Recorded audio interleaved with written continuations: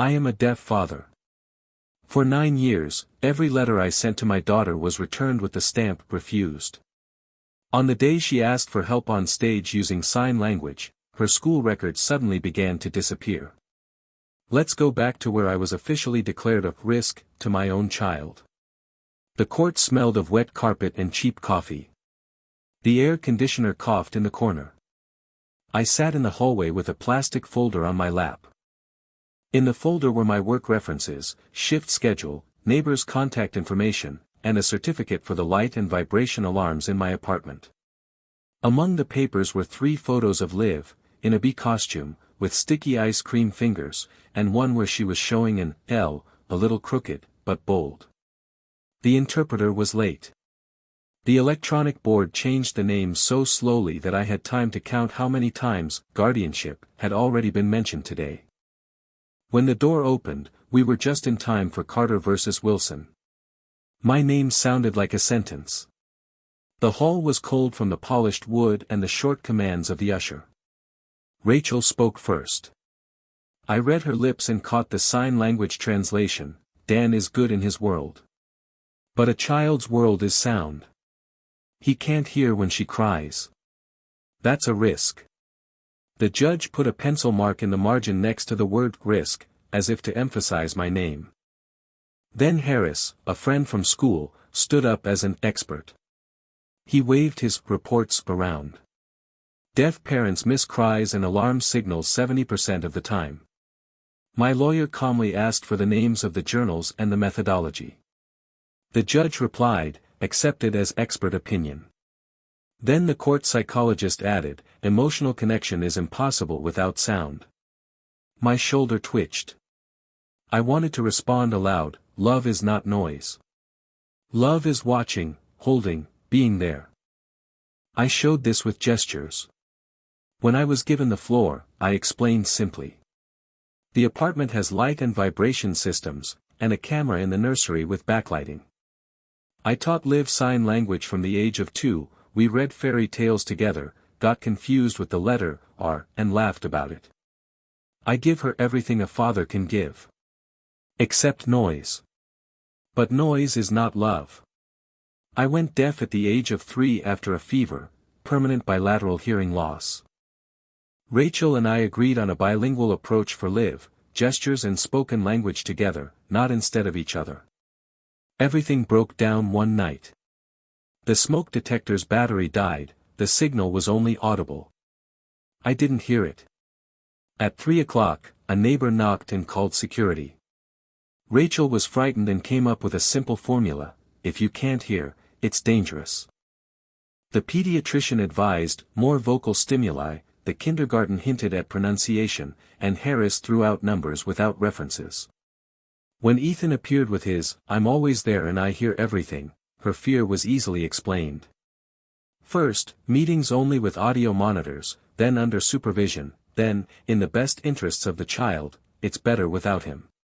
So we ended up here, where my silence was presented as a danger. The decision was announced dryly, as if reading from a protocol, no visits, no phone calls. Contact only with the mother's permission. The next hearing in 90 days. 90 days is an eternity for a 6-year-old. In the hallway, we passed each other at the coffee machine. Rachel didn't speak, she just formed the words, it's better this way, with her lips. I read them and felt something crack inside. That day, I was officially declared dangerous. At home, I took an old tripod out of the closet. If they cut me off from sound, Liv would see me. Every month, I would record a short video for her, good night, first snow, how to catch the word rain with your fingers on fogged up glass. The recording, in an envelope, track number. On the back, written in marker, the date and a few words about the content.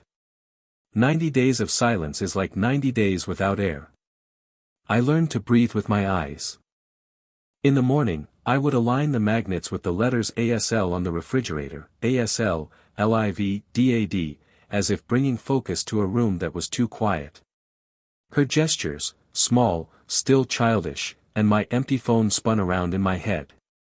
A few weeks later, the first envelope came back. On the white envelope was a neat stamp that read refused. Then a second, then a third. Sometimes there was a sticker that read, return to sender, sometimes, no forwarding address. I didn't know who put them there, they were just official marks. I started saving everything, receipts, tracking numbers, copies of stamps. On a flash drive, I kept a table with the dates of dispatch and return, along with brief descriptions of the videos. When and what exactly did you send? I could answer without looking up, line by line. This was my security chain before real logs and forensics came into my life. The box of returns was getting heavier. First on the closet, then on the floor next to the closet, then under the table. The apartment was quiet. Too quiet. At work, I taught one guy a few gestures, and the day he showed, thank you, without prompting, I remembered better than my own birthday. It was a sound I felt with my eyes. When neighbors asked, how's your daughter, I showed them with my thumb and index finger that she was fine. In reality, I didn't know if she was healthy, happy, or even remembered me. There were no answers. There was a system in which refusal was simply a stamp. Years passed. I continued to send flash drives and letters. Even if they were returned, I still had proof of my attempts, the date, number, stamp. When the first box was filled to capacity, I signed the second one, refused, year 5 to 6. The nomenclature of silence. And one day, I noticed a small detail in the school feed. Where there used to be a photo of little Liv with me, there was now a gray frame. An empty square instead of us. It could have been a random page update. Or it could have been intentional. I took a screenshot, the date, time, and page address, into a file. I added a note to my table, school photo, missing. That evening, I stared for a long time at the 2 refused boxes and the gray square on the screen. You can talk with your hands as much as you want, but if someone consistently erases your traces, the child sees nothing found. If they erase photos, what else could they have removed? I decided to leave traces where they are harder to erase. Every month, a new video. A new envelope. A new attempt. I didn't know yet that these very envelopes would become my work calendar, read, refused, stamps, month after month. And that one day my daughter would give me a sign that no update could erase. The post office became my second home. I chose the branch where the queues were shorter and where window no. 3 was almost always open. The creaking door, the smell of glue from the stamps, the metal sign, small parcels, all this became part of my rituals. Every month, I sat in front of the camera and spoke with my hands, hi, Liv. It's Dad. Here's a bedtime story for you. Today was the first snowfall. You're 7 now, you must have grown another inch. I put the recording in an envelope, wrote the tracking number and date on the back with a marker. A few weeks later, the envelope would come back. On white paper, the stamp refused. Neat, emotionless. Sometimes, a sticker saying, return to sender. Or, no forwarding address. I didn't know who exactly had refused it. I only saw the cold official marks. I started collecting everything. Receipts, tracking numbers, photocopies of stamps. I kept a table on a flash drive, date of dispatch, date of return, brief description of the video. Bedtime story, first snow, you are 8. Line after line, as if I were compiling a chronicle of silence. The box of envelopes quickly grew heavier. At first, I put it on the wardrobe. Then on the floor next to the wardrobe. And when it was full, under the table. Each envelope was proof that I hadn't given up. Even if no one saw it, I knew I had tried. The apartment was too quiet. There were magnets with the letters ASL on the refrigerator. Every morning I would align them, ASL, LIV, DAD. It was my morning prayer, for her to remember that her dad was somewhere out there. Sometimes I remembered our little Rain. Liv, 3 years old, slides her palm across the fogged-up glass. I show her the rain sign, my fingers tap lightly in the air and fall down. She responds, her fingers getting tangled, but she laughs. We heard the rain with our eyes. In real life, I almost stopped talking about her. At work, someone would ask, "How's your daughter?" And I would show a big "okay" with my index finger. Although I didn't know. Was she healthy? Was she happy? Did she remember me? The only response was a system-stamped refusal. Years passed. I never stopped sending the recordings. And even if they were returned, I still had the evidence, receipts, dates, stamps.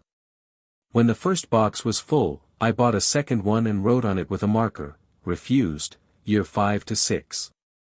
My archaeology of refusals. And then I saw something that made me stop. On the school website, where our photo with Liv used to be, there was now an empty gray frame. Not only had the photo disappeared, it was as if a piece of memory had been erased. I took a screenshot, the date, time, and page address.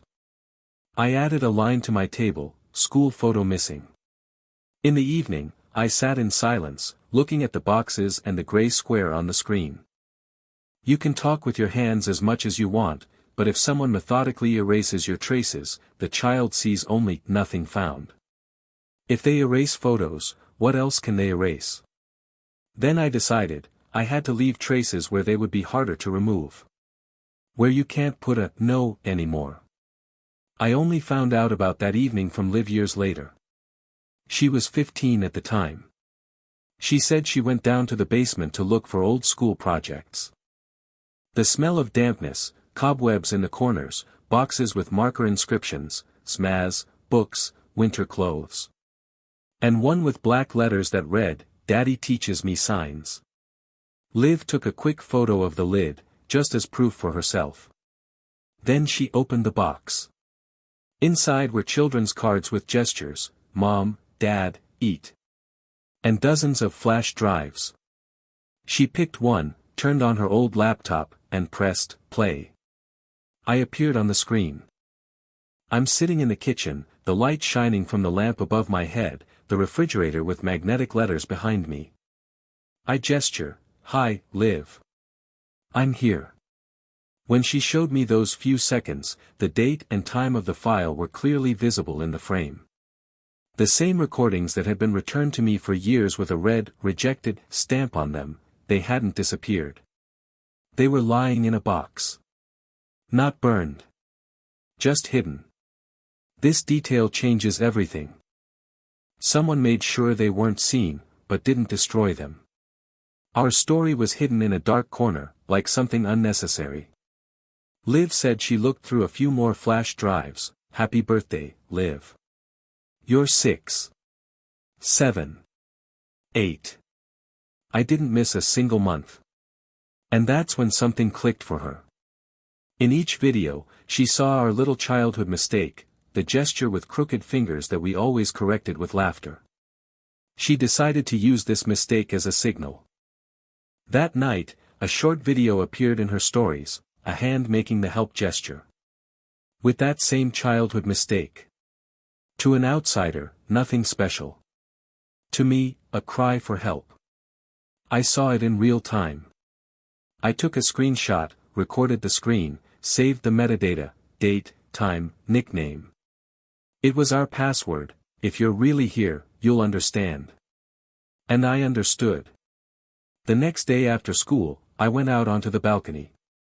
From here you can see the school bus stop. Liv was standing there. I raised my hands and made the same help gesture with the same childish mistake. She looked up. A moment that is etched in my muscle memory, my hands move on their own, my heart beats louder than any sound. Then everything happened dangerously fast. I saw Ethan near the school entrance. I didn't dare to interpret his movements from a distance. I stayed away from the border of the territory, any step closer could be considered stalking. I returned home and opened my screenshot from stories. If the signal from Liv had gone through, the next step would have to be something that couldn't be erased so easily. We understood each other with a gesture. And later it turned out that it was during these intervals that the recordings disappeared from the school cameras. I didn't know yet that this day would leave logs in the system that someone would really want to erase. Liv's story disappeared after 24 hours. But I made it in time. I took a screenshot, recorded the screen, and saved the file with the date and time.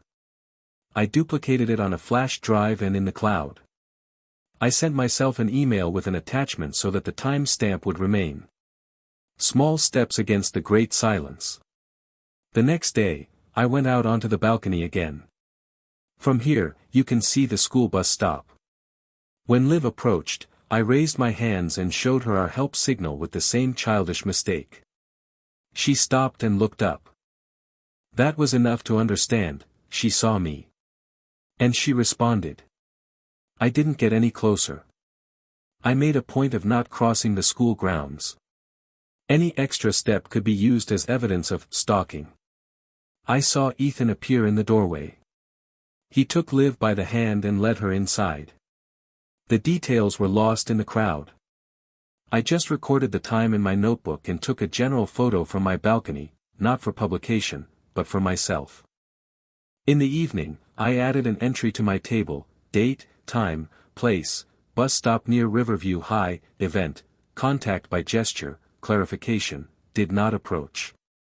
I already understood, every step had to be documented, every word confirmed. That same evening, I reviewed the story entry again. I checked the metadata. I updated the backup. And I deleted the draft message to Rachel.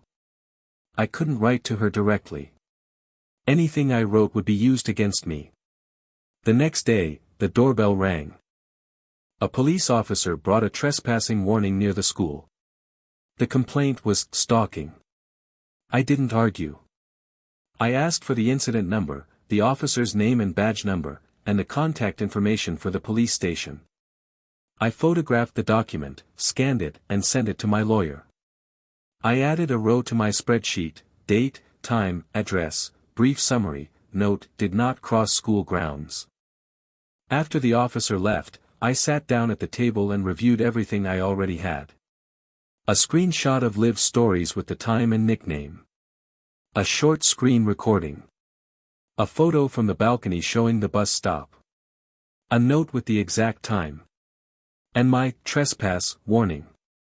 This set looked like folders from a war. But this was my war. Late in the evening, Julio, an IT guy from Riverview High, knocked on the door. He spoke quietly, cautiously. Some of the recordings from the hallway are missing. But there are deletion marks in the server logs. He promised to report it officially and asked me not to copy anything without authorization. I nodded.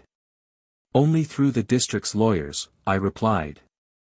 We exchanged contact information, and I immediately recorded this conversation: date, time, brief summary. Before going to bed, I made a list. Send the lawyer a package, scans of the trespass and Alana Park's email. Ask him to issue preservation letters to the school and the district, to keep all videos and logs.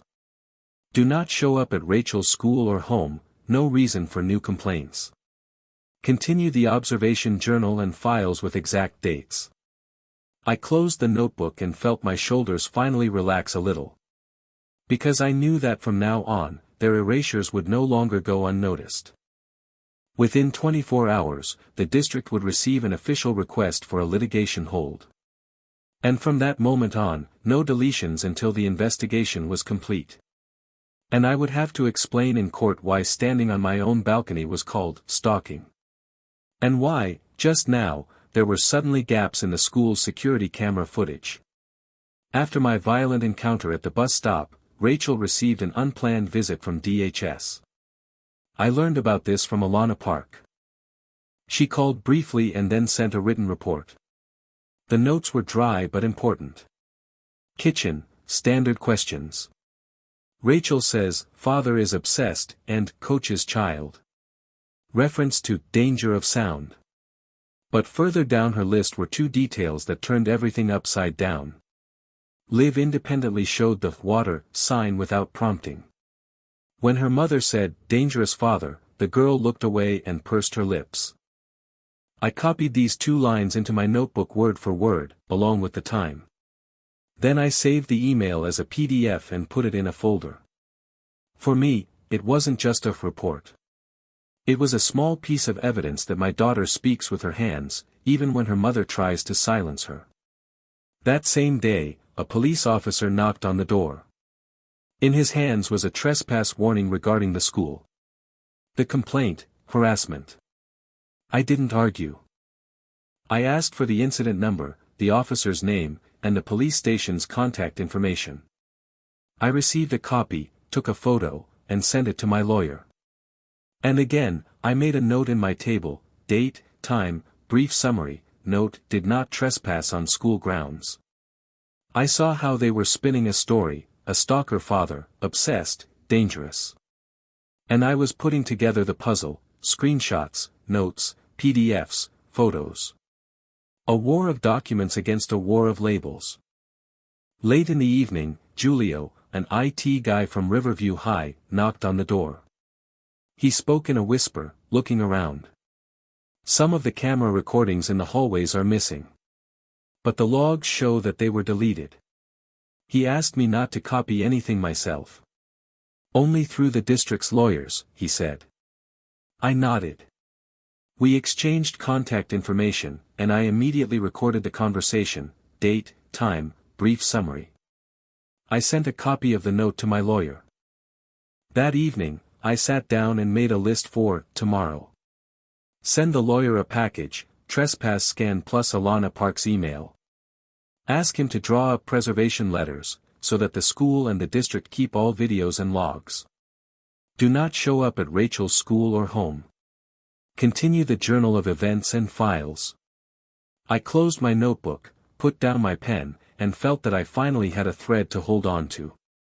For the first time in a long time, I had a plan, not just a reaction. And in a day, the district lawyer would receive an official letter, litigation hold. From that moment on, no more deletions, at least on paper.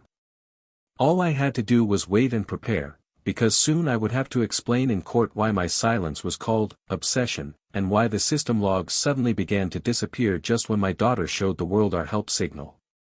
That week, Liv began documenting the traces. I found out about this later when she showed me her phone. There were photos of bruises. Each one had the date in the file name. She hid them in notes under the guise of a list of emojis. A child's trick to keep adults from guessing. My lawyer and I transferred the original photos with EXIF data, date, time, phone model. We made backup copies.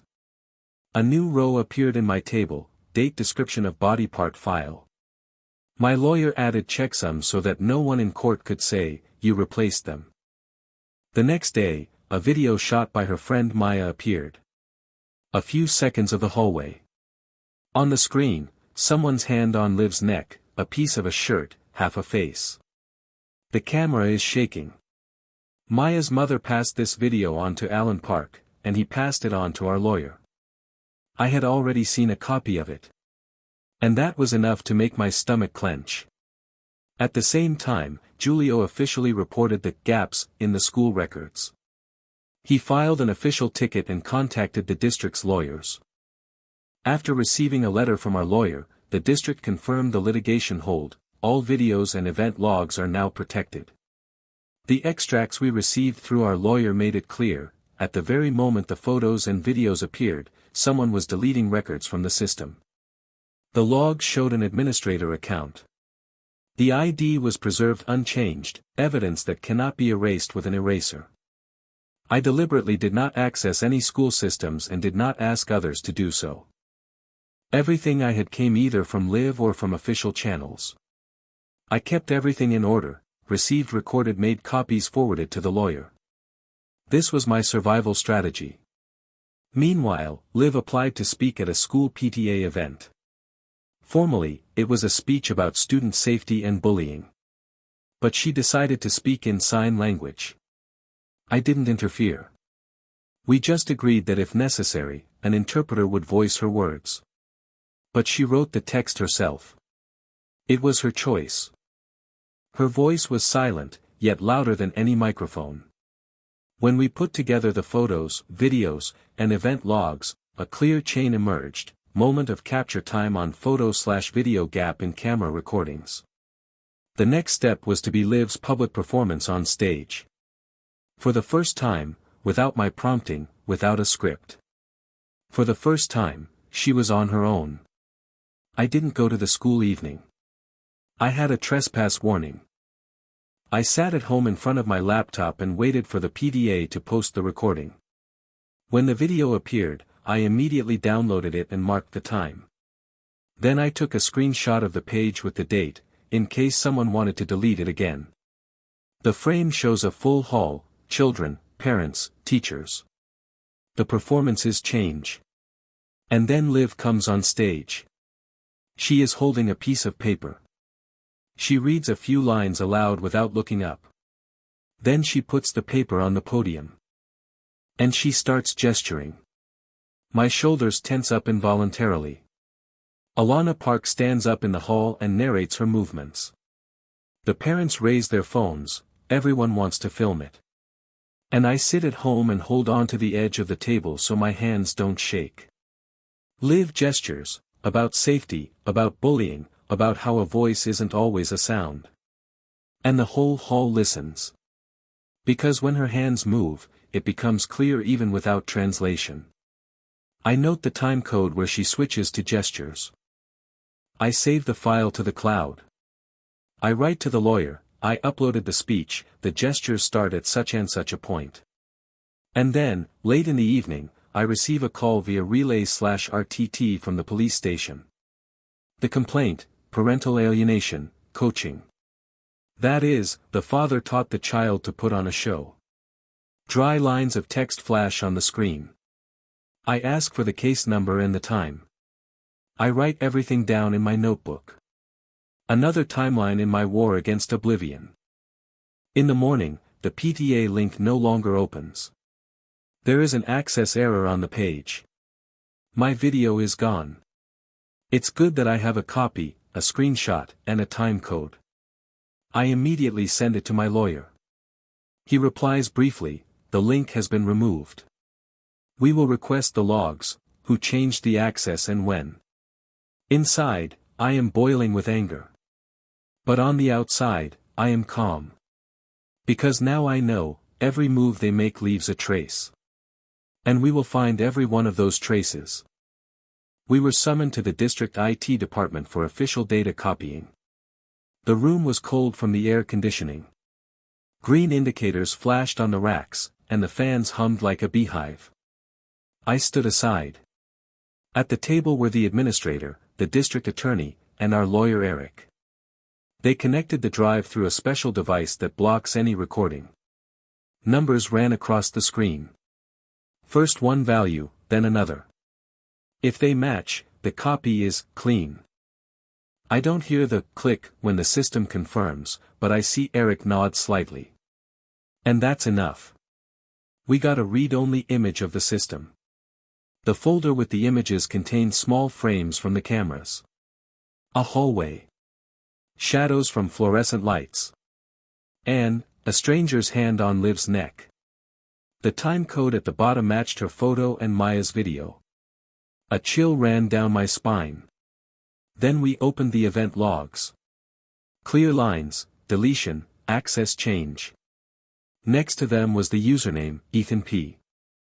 The administrator pressed a few keys and opened the account directory. The screen displayed, Ethan Peterson, work email, video system administrator writes. I felt my palms getting warm, even though the room was still cold. We take the copies in sealed bags and go out into the hallway. I ask Eric to double-check the checksums in the office. I need to be 100% sure. I don't open the files at home. That's the rule, we only look at them on a separate stand at the law office. In the evening, an official summons lands on my doorstep. The hearing is tomorrow. I put the sheet on the table and just stare at it for a few minutes. There's only one thing on my mind, now it's not just my boxes of rejections. Now we have their own logs, and their names are written in them. The same courtroom. The cold wood of the benches, the smell of paper and dust. The interpreter sits on the left, gesturing to me, ready. I nod, my palms pressing firmly against my knees.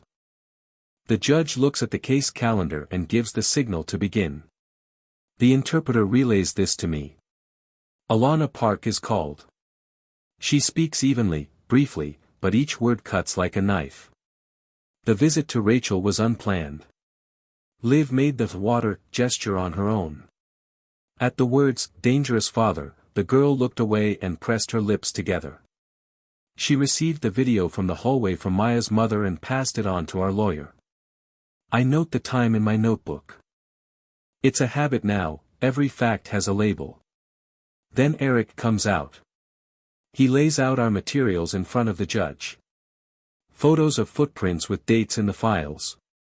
Video from the hallway. Liv's stories from help, even before any contact with me. A speech at the PDA, where an adult interpreter voices her gestures. And most importantly, a forensic copy of the school server with event logs. The timing of the incidents coincides with the moments of deletion and access changes, the interpreter voices his words. The district representative nods, litigation hold is in effect, we have been given read-only copies. He adds that the employee whose account is marked Ethan P. has been suspended pending investigation. The judge raises an eyebrow and asks for the name. The lawyer answers. The interpreter gestures to me, Ethan Peterson. I squeeze the pen so hard it almost breaks. Rachel's lawyer stands up. Her version is old and familiar, parental alienation, coaching. The father taught the child to play a role against the mother. Eric doesn't raise his voice. He just replies. The help stories were there before my client appeared on the scene. He didn't cross the school boundaries. The event logs show admin actions during the very periods when our materials show events. The judge pauses. He flips through the pages. He stops. The interpreter shows me the decision. Permanent custody, with the father. Visits with the mother, only under supervision. All video system materials and event logs, to be preserved and attached. Questions regarding the account, to the prosecutor's office. I nod. The pen finally stops slipping in my fingers. In the hallway, my phone flashes with a message. It's Rachel. Just one sentence. I can't control him.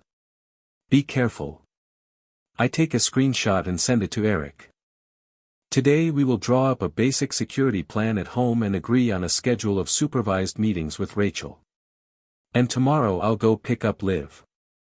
And this time we'll go home together. I brought Liv home in the evening. She came in and stopped in the hallway, as if taking a mental picture, the old sofa, the cracked paint on the windowsill, the tool shelf, the kitchen with the lamp. On the refrigerator were magnets with ASL letters, which I had been aligning for years. Now they glowed with meaning again. Pizza. I write in my notebook. She nods. I order the simplest one. While we wait, I rearrange the magnets, LIV and DAD. She runs her finger over the L, smiles, and gestures, thank you. My throat goes dry, and I show her, please. The delivery guy gets the floor wrong, I see him through the peephole and only then open the door. We eat in the kitchen. At first, short gestures, hot, careful, delicious. Then longer ones, paint the room lighter, leave the door ajar at night, the school corridors are uncomfortable. I take out a doorstop and place it near her room. She looks at it and nods. A small object, a big signal, she is safe here. Before bed, I hang 3 cards from that box on the wall, Mama, Tato, Rain. Liv touches, Rain. I show her the gesture, my fingers fall down like raindrops. She repeats it, without the childish mistake. I check the batteries and the light sensors, turn on the camera with a light in the hallway, hang a list of numbers on the refrigerator, lawyer, DHS, duty officer at the station. Next to it is a copy of the court order. I wake up several times during the night. It's a habit. I look at the indicators and the crack in the door to her room. Her breathing is steady, I can tell by the rhythm of the blanket. That's enough. In the morning, we make toast.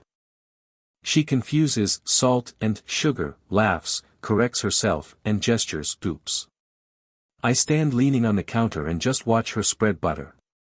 For the first time, I feel lighter inside. My phone vibrates, an RTT message from the station.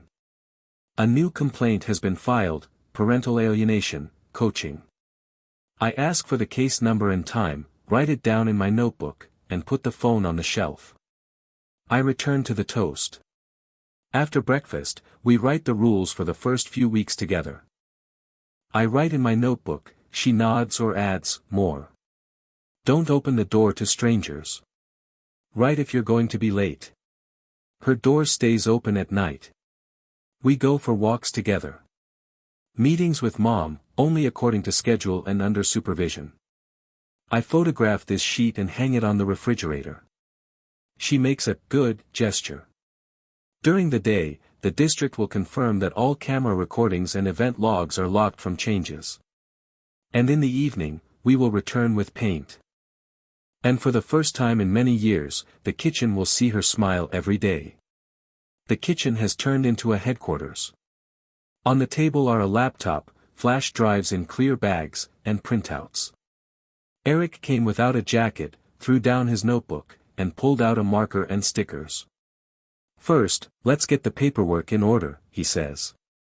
Then we'll take it step by step.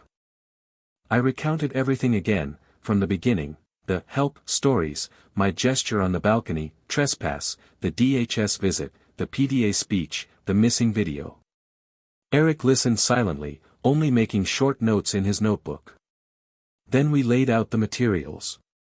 He numbered each bag, A1, A2, A3. The sticker had the date and a brief description. In the table, row after row. I signed next to each one. From the outside, it looked like accounting, but for me it was different. These were doors that someone was finally holding open for me. Chain of custody isn't about beauty, Eric said. It's so that no one in the courtroom can say, you've tampered with something.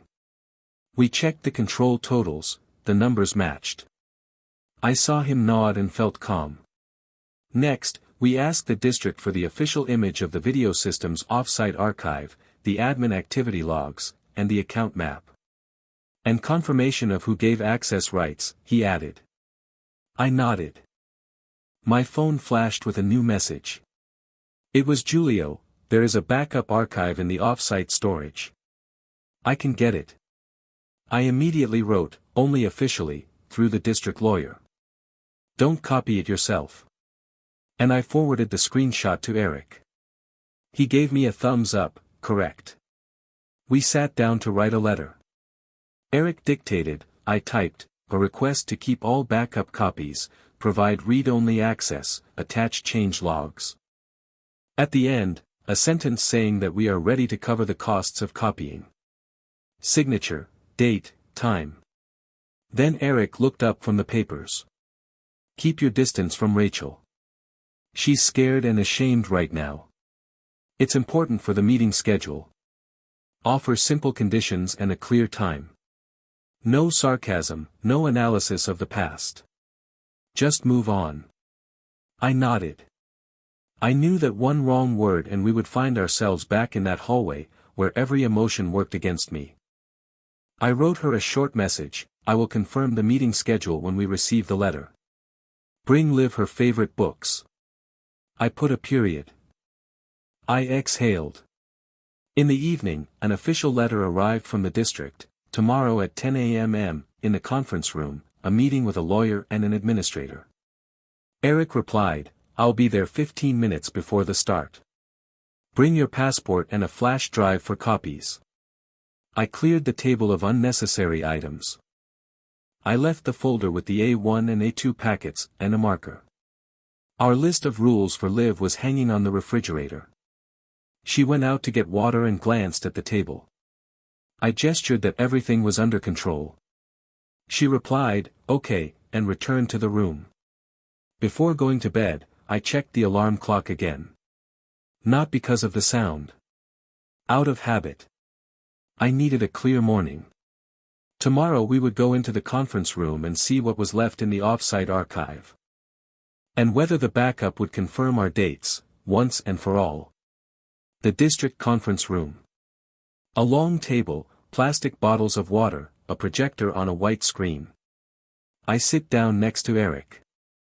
Opposite us are the district attorney, the superintendent, and the IT administrator.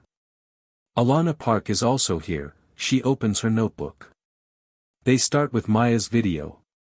On the screen is a hallway, the image is shaky, a stranger's hand is holding Liv by the neck. My stomach churns. I look at the time code at the bottom so I don't have to look away. Next, they open the event logs. Clear lines, no embellishments, deletion, access change. Next to them is the username, Ethan P. The administrator clicks a few times and opens the account directory. The screen displays, Ethan Peterson. Work email. Video system administrator writes. I feel my fingers clench into a fist under the table. These are not rumors or guesses. Their own system named him. The superintendent speaks calmly, without emotion. The district is launching an internal investigation and notifying the district attorney's office. Eric asks for written confirmation and for the litigation hold to be extended not only to the video but also to official correspondence. The lawyer replies, "We'll prepare it today." And adds, "The employee will be suspended." As we walk out to the parking lot, I see Ethan. He has his phone in his hand, his lips are moving. I can read them. "You haven't proven anything. This isn't evidence." His hand is shaking. I don't respond. I just take a short video and note the time. In the evening, an official letter arrives. The investigation is open, the materials have been forwarded to the prosecutor's office, and the litigation hold has been confirmed on video, in journals, and in correspondence. I put a copy in my folder. Tomorrow we will add this letter and the video from the parking lot to the case. And then, Liv's open testimony. And the final decision on custody. The courtroom is full. The rustling of papers, the creaking of benches, the muffled hum of voices. I sit next to Eric. To my left is the interpreter, who gently taps my elbow and gestures, "Ready." I nod, my palms clenched tightly on my knees. The judge signals to begin. The interpreter translates.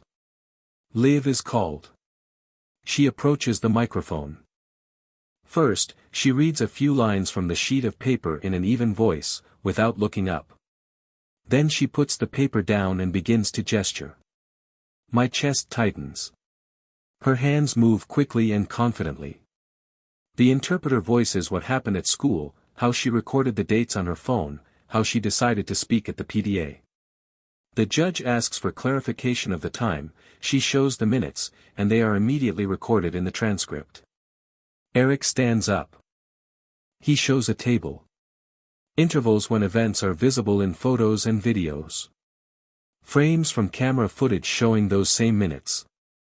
Logs showing that the Ethan P. account deleted posts during those same minutes. The district representative confirms, "We were given read-only copies, litigation hold is in effect, the employee has been suspended." The judge asks for the name. The lawyer names it. The interpreter conveys it to me with gestures. I see that name fall into the courtroom like a stone into water. Attorney Rachel repeats again, "Coaching, father taught." Eric responds calmly and clearly. The help story was published before my client approached the school. He did not cross the boundaries of the territory. And the event logs show that the administrative actions coincide minute by minute with what we see in the photos and videos. The judge pauses for a long time. He flips through the pages. The interpreter shows me the decision. Permanent custody, with the father. Visits with the mother, supervised, scheduled to be agreed upon. Video system materials and event logs, to be preserved and attached. The issue of the Ethan P. account is to be referred to the prosecutor's office. I nod. The pen in my fingers stops. In the hallway, Liv puts her hand on mine. I take out my notebook and write one sentence: "We're going home." For the first time in 9 years, I didn't feel like a risk. For the first time, I was just a father again. The apartment was filled with new life. On the weekend, Liv and I went to the store to buy paint. She chose light green, so it can breathe. I stood on a ladder, painting the ceiling, and she laughed when drops fell on her cheek. We hung old cards from a box on the wall: "Daddy teaches me signs." Liv ran her fingers over them, as if searching for lost memories. Once these cards were hidden away. Now they have become decorations in her room. At school, she started a project called Silent Portraits. A video essay in sign language: "Why sound can be seen." I sat next to her, helping with the editing, although I was more of a hindrance than a help. She laughed and shook her head. In the evenings, we cooked simple meals: pasta, sandwiches. And every time, Liv would say, "These are the best dinners of my life. Because it's quiet here. But it's not scary." The first supervised meetings with Rachel were difficult. Liv was reserved, almost formal. I watched her learn to separate anger from fear. It doesn't happen in a day. But she was no longer alone. One evening, Alana Park came by. She brought news. "Your project has been approved for the school gallery. Silent Portraits will open next month." Without the principal. Liv looked at me. For the first time in many years, there was more than just survival in her eyes. There was light. The opening of Silent Portraits attracted more people than expected. The school gallery was overflowing with students, parents, teachers, and even a few journalists. On the walls were photographs, stills, and excerpts from texts. In the center was a screen showing Liv's video essay. She stood in front and led the tour in sign language. Her hands moved confidently, rhythmically, like silent music. Alana Park provided the voiceover, but it seemed that translation was no longer necessary. People had just learned to hear with their eyes. "Thank you," Liv gestured at the end. "To everyone who knows how to listen with their hands." The hall erupted in applause. Some people were crying. Some were filming on their phones. After the official part, Rachel approached her. No mask, no drama. Just a tired woman who whispered, "Can I come again? Not as a witness. Not as a party. Just to be." Liv looked at her for a long time. Then she nodded slightly. I stood aside. Warmth spread through my chest. For the first time in years, I felt that this story had come to an end. A few days later, I found an envelope in my mailbox. A letter from the university. A scholarship for Liv, for civic courage. The future now belonged to her.